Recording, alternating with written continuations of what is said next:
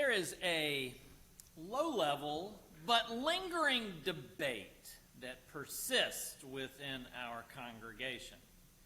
In fact, this debate has existed in every church of which I have ever been a part. And my colleagues in ministry report that they too get dragged into this never-ending, never-settled brouhaha in the congregation. And the issue at hand, the issue has to do with how do we as a congregation conduct ourselves in the moments before the worship service begins. As we gather, should we sit quietly in sacred reverence as we prepare our hearts and minds for the worship of God? Well, that seems like a good thing to do. Or should we use this time, this opportunity, to visit with our friends that we haven't seen for a week or more, strengthen the bonds of the congregation? Well, that seems like a good thing to do. And the tricky part of this discussion is both sides are right. Both have a valid argument. And it really just comes down to what kind of person you are. According to the work of the Swiss psychiatrist Carl Jung, there are two types of people in this world, introverts and extroverts. Working in the 1920s, 100 years ago, Carl Jung, who was also a younger colleague of Sigmund Freud, developed a classification of personality types. And at the top of his classification are extroverts and introverts. And Jung's work has been used to help us better understand one another, and it has become the basis of such tools as the Myers-Briggs type indicator. Just as a note, not all experts agree with Jung's theories. I, however, have found that they are helpful in helping me understand how people operate. So, what are extroverts and introverts? Well, the answer has to do with energy. Where do people get their energy? Extroverts derive their energy from other people. There is nothing they like more than a large social gathering where they can careen from person to person, shaking hands, slapping backs, and telling stories. The tops of their tanks, this fills the top of their tanks and leaves them feeling like a toddler guzzling espresso.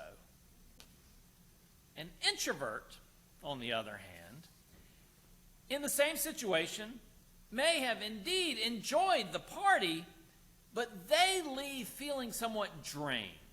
And after the experience of being around so many people, need a quiet time in which to recharge.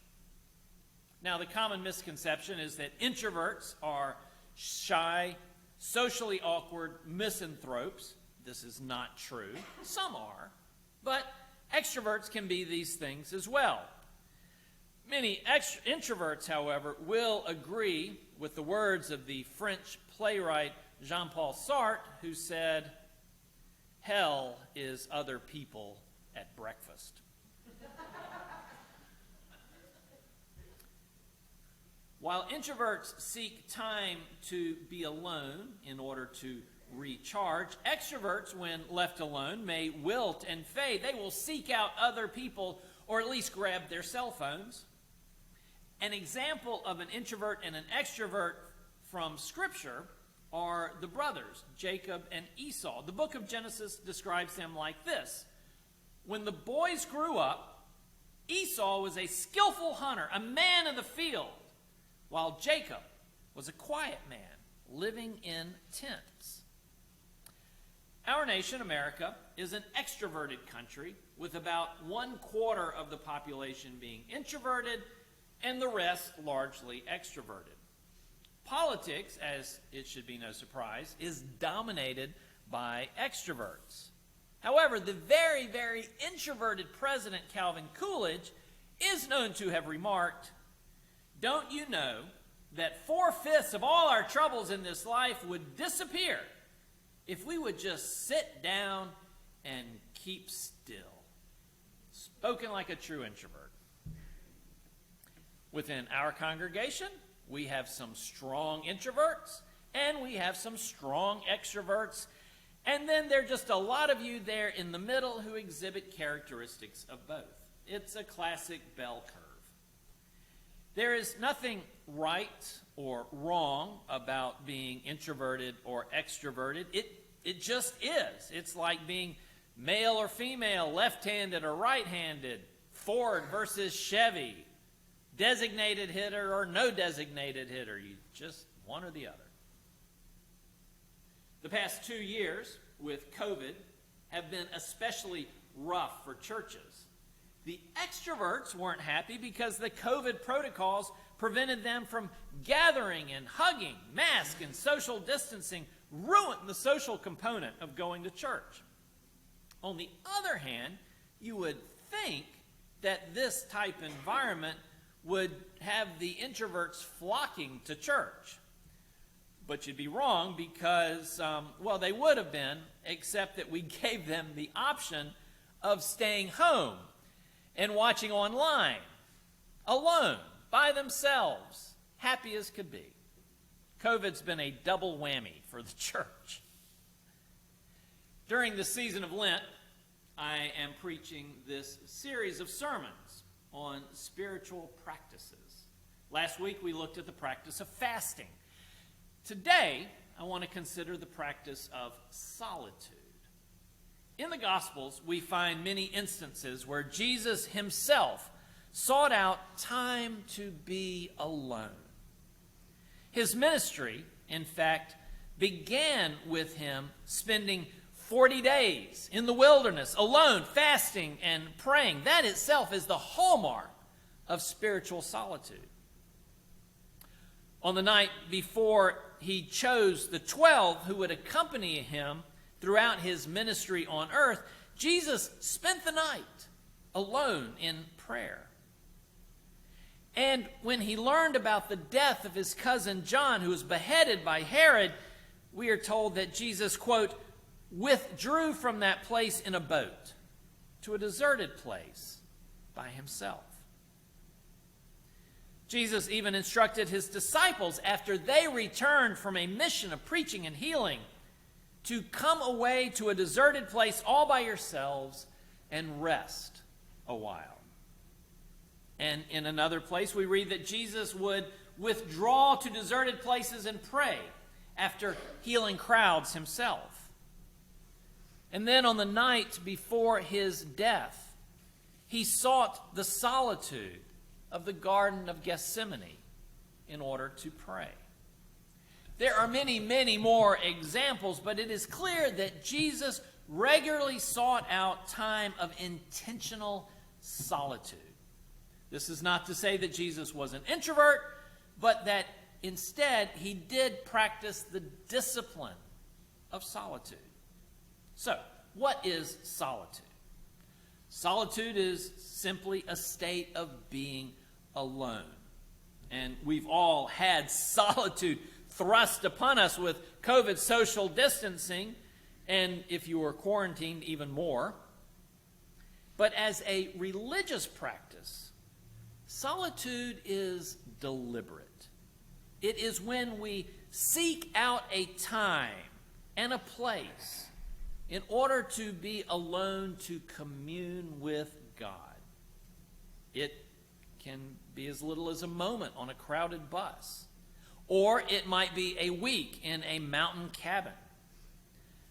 Spiritual solitude is when we push aside all the distractions and the diversions and the temptations and choose to empty our lives.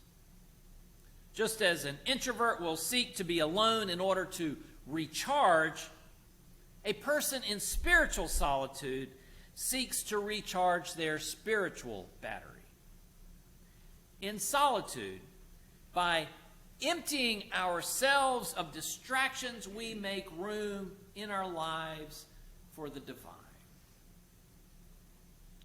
As I said, there are numerous accounts of Jesus seeking solitude, but the one I'd like to focus on today is the account of Jesus walking on water. This story takes place immediately after Jesus has performed the miracle of feeding 5,000 people with only 7 loaves and a few small fish. After this meal, after they had cleaned up, Jesus puts the disciples in a boat and sends them around the lake with the promise that he'll catch up with them later. He then retreats up a hill to pray, and he's there until dark. But during this time, a storm has gathered over the lake, and out in the boat, the disciples are battling the waves as the boat is blown further and further from the shore. They are afraid that they might sink, and if they might sink, they're afraid that they will become the subject of a ballad sung by Gordon Lightfoot. You'll get it. They fight this storm all night. And then at daybreak, Jesus comes to them walking across the water. And understandably, this scares the disciples more than the storm. They're certain they're seeing a ghost coming to them. They got the waves and the storm, and they're about to die, and now there's a ghost appearing there. But Jesus says to them, "Take heart. It is I. Do not be afraid." Peter replies, "Lord, if it is you, command me to come to you on the water." And so Jesus invites him to do so, and Peter then steps over the gunwale of the boat and onto the water. He takes a few steps, but quickly realizes the impossibility of his situation, and he begins to sink. He cries out to Jesus, "Lord, save me!" And Jesus catches him by the hand. Jesus says to him, "You of little faith, why did you doubt?" Jesus pulls Peter into the boat, and the wind dies down. The disciples worship Jesus and proclaim, "Truly, you are the Son of God." This familiar story has some important lessons for us. First of all, it begins with Jesus seeking solitude. He climbs a mountain in order to pray. Why a mountain? Probably because, well, that's where he was least likely to encounter anyone. It's a place where he could be undisturbed. And there on that hill, he prays. Now, some might say, where's the solitude in that? Isn't prayer just talking?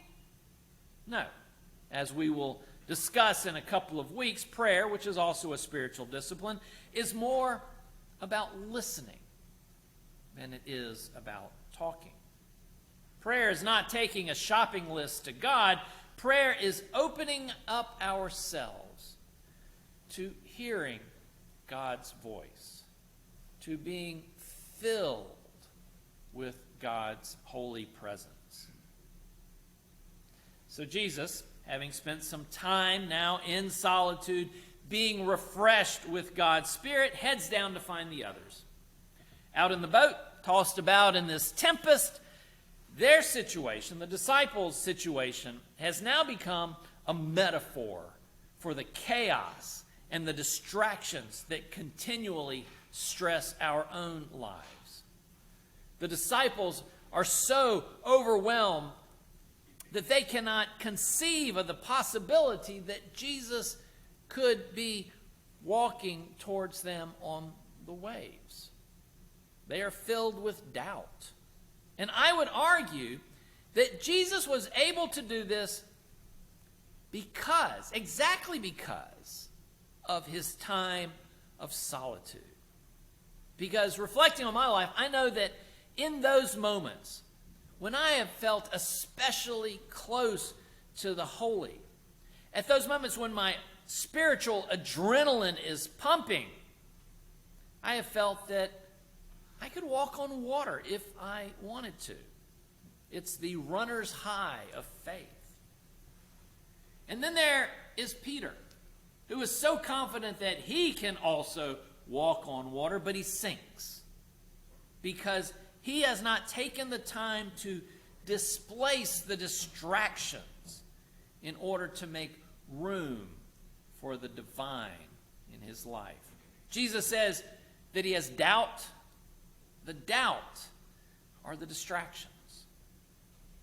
Now, there are innumerable ways for us to find solitude.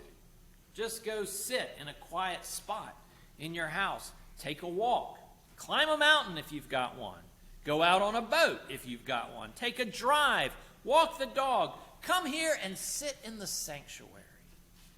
Turn off the phones and the tablets and remove the headphones and be alone. Some of my colleagues like to spend several days at a monastery for their solitude.